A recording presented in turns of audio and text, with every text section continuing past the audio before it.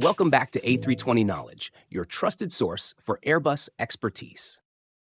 Today, we're diving into a quick guide on the electrical circuit breakers. In electrical systems, circuit breakers function as essential protective devices.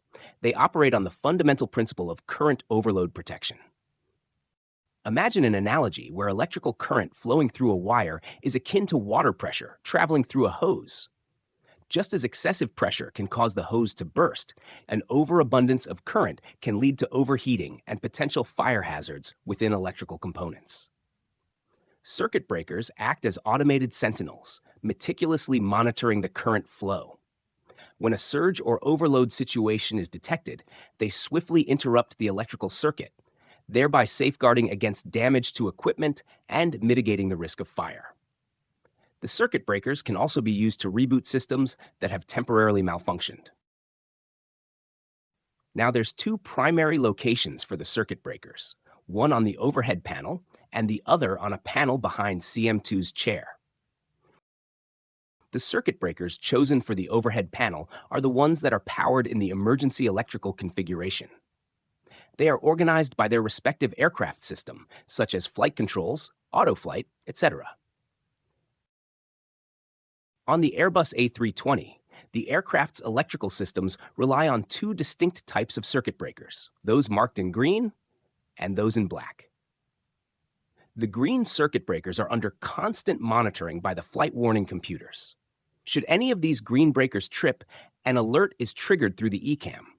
This alert not only notifies the pilots of the specific circuit experiencing an issue, but also provides crucial information for troubleshooting. An ECAM caution is generated if the circuit breaker has been tripped for approximately 1 minute and will be prefixed with CB along with the location of the faulty circuit breaker.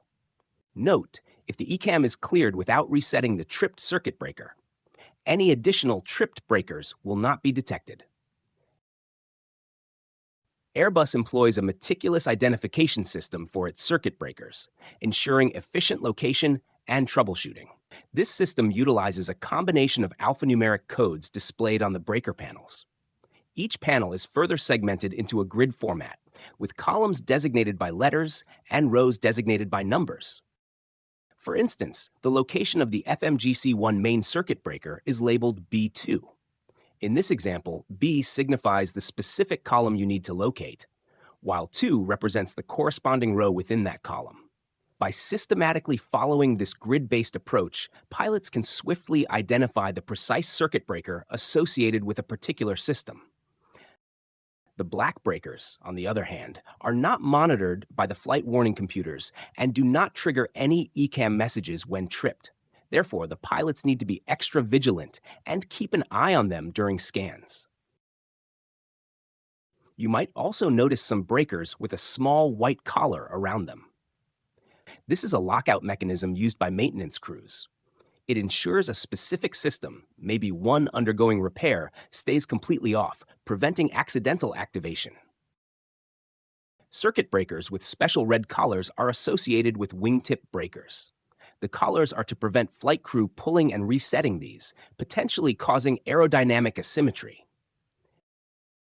If a circuit breaker reset is required, a minimum 5-second pause is recommended before resetting the breaker to allow full depowering of the system. And in some cases, the ECAM will request even longer pauses. Remember, a tripped breaker is a warning sign. There might be an underlying issue. Therefore, a circuit breaker should only be reset once, and any subsequent attempts should be coordinated with your maintenance personnel. Thanks for tuning in to this bite-sized tutorial on the circuit breakers.